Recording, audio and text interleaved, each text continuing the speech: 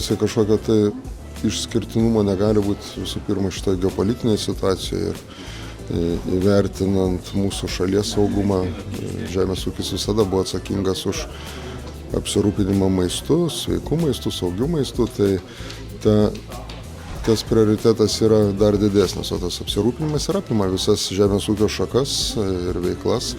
Tai negali išskirti kažkokio tai vienos šakos, kuri būtų svarbesnė, yra svarbiausia, kad Lietuva apsirūpintumėm 100% visais maisto produktais.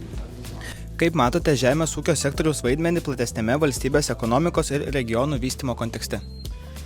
Tai visų pirma, ir dabar žemės ūkio sektorius, jisai tikrai užima nemažą dalį bendrojo vidaus produkto, jeigu imt dar ir maisto visą pramonę, kuri irgi yra neatsiejama su žemės ūkio veikla, tai ir bendrojo vidaus produkto dalis ir valstybės eksporto dalis yra didelė, eksportas berods užima 18%.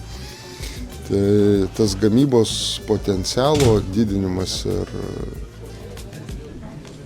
tuo pačiu yra ir kaimo gyvybingumo išlaikymas. Aš jau nekalbu apie europinės programas ir priemonės, kurios dar ne tik yra investuojamas į regionus susijusius, kur tik tai žemės ūkio veiklai, bet ir yra priemonės, kurios nesusijusios su žemės ūkio veikla, ir bendruomenių veiklai, ir verslų nesusijusių su žemės ūkio kūrimu regionuose, tai tas betarpiškai labai bendradarbiauja.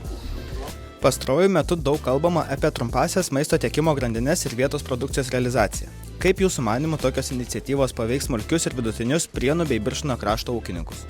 Tai trumpasios grandinės visų pirma ir yra, jeigu taip žiūrėt iš gamybinės pusės, tai didiesiams ūkiams, kurie turi didelius kiekius, jiems trumpoji grandinė nėra labai aktuali. Čia kaip tik ir yra smulkių, vidutinių, šeimos ūkių, mišrių ūkių ateitis. Apie trumpasias grandinės jau šnekam, bijau pameluoti, bet man atrodo jau nuo 16 metų yra finansinės priemonės, kurios per kaimo plėtros programą.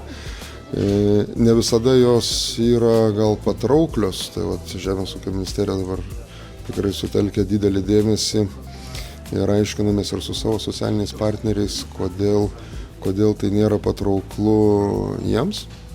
Ir dabar neseniai buvo pakeistos taisyklės ir naujas kvietimas yra planuojamas, tai trumpųjų grandinių dėka mes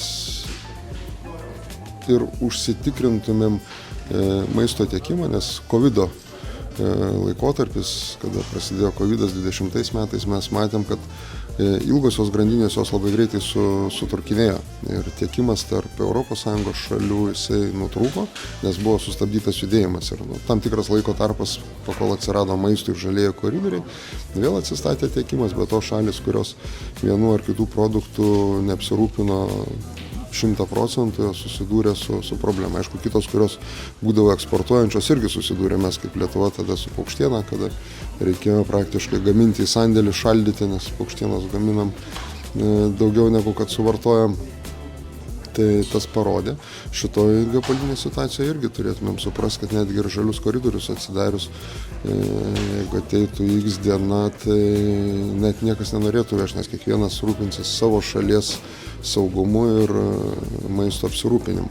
Tai tas yra labai svarbu ir ypač trumposiose grandinėse, kad vietiniai gyventojai iš vietinių ūkininkų ir įstaigos, viešos įstaigos, kurios turi maitinimą, to maisto apsirūpintų kuo trumpesnė grandinė. Tai ir maistas šviežias ir visi kiti privalumai.